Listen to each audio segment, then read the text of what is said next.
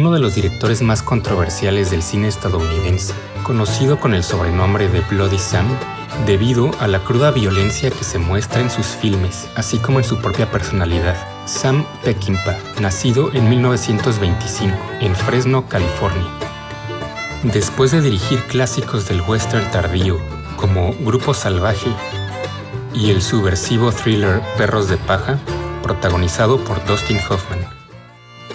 I've broken a lot of fences and noses. I just do this kind of a job I know how, but there are certain people who are filmmakers and there are certain people who are not, that's all. Su proyecto más personal lo realizó en 1974, con un bajo presupuesto alejado de las grandes productoras y teniendo por fin el control total del producto final. La película Bring Me the Head of Alfredo García nos revela muchos aspectos interesantes tanto en su producción como en la trama de la historia, que se refleja también como una especie de autobiografía del propio Peckinpah, un forajido huyendo de Hollywood que encuentra refugio en México, pues la producción es prácticamente mexicana en su totalidad. La filmación comenzó en la Ciudad de México. La fotografía corrió a cargo de Alex Phillips Jr., quien anteriormente había trabajado en Mecánica Nacional de Luis Alcoriza y Muera Zapata, Viva Zapata de Felipe Casals. Tanto el director como el cinefotógrafo priorizaron el uso de zooms sobre los objetivos angulares. Peckinpah solía filmar las escenas pocas veces, pero con múltiples cámaras simultáneas, para poder elegir los mejores ángulos en postproducción.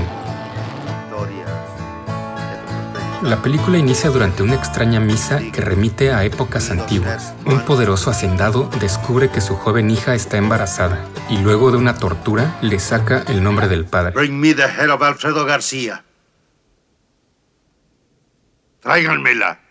El jefe es interpretado por el legendario Indio Fernández, quien parece ser una caricatura del típico macho misógino, que pone precio a la cabeza de Alfredo García mientras se prepara con orgullo para el nacimiento de su nieto. En la vida real, se supo que por esos años el indio le quitó la vida a un granjero en Torreón. El director quería mostrar su visión realista y cruda de México.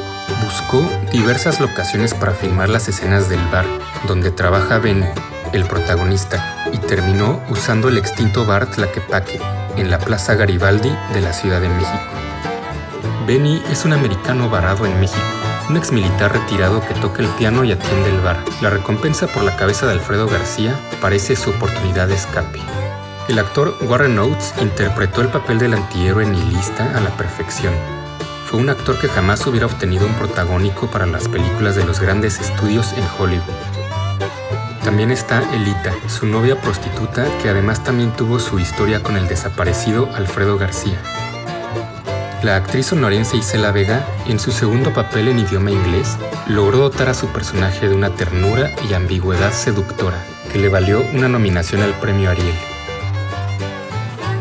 Sobre el director comentó: Sam vivió en una eterna agonía en función de su arte. Tenía muy poca paciencia y para poder acercarte a su genio necesitabas tener cierta sensibilidad. Sin duda es el mejor director con el que trabajé.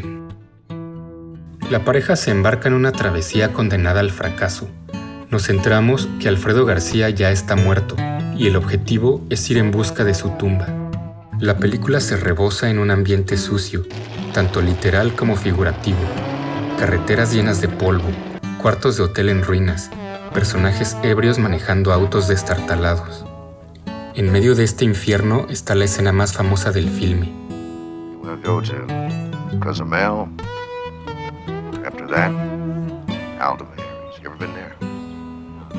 La pareja se detiene al lado de la carretera para hacer un picnic y mientras imaginan un mejor futuro juntos, la maldad irrumpe cuando un par de motociclistas llegan y a punta de pistola toman a Elita.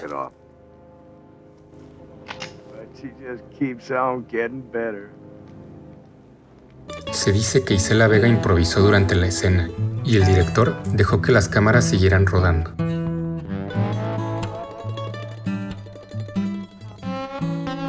El cantante de country Chris Christopherson interpreta a uno de los matones y fue un actor regular en la filmografía de Peckinpah.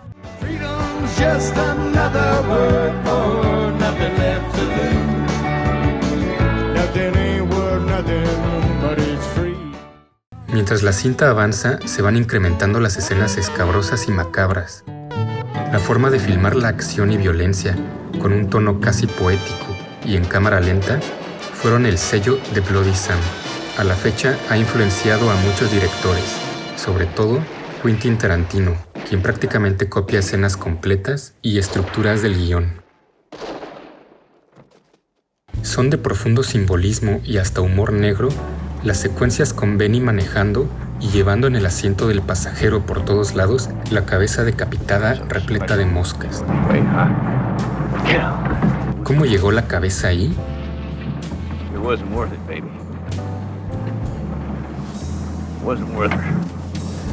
Se cuenta que durante la filmación el comportamiento del director fue cada vez más errático por el abuso del alcohol y otras drogas. Muchos de sus colaboradores ya no quisieron volver a trabajar con él.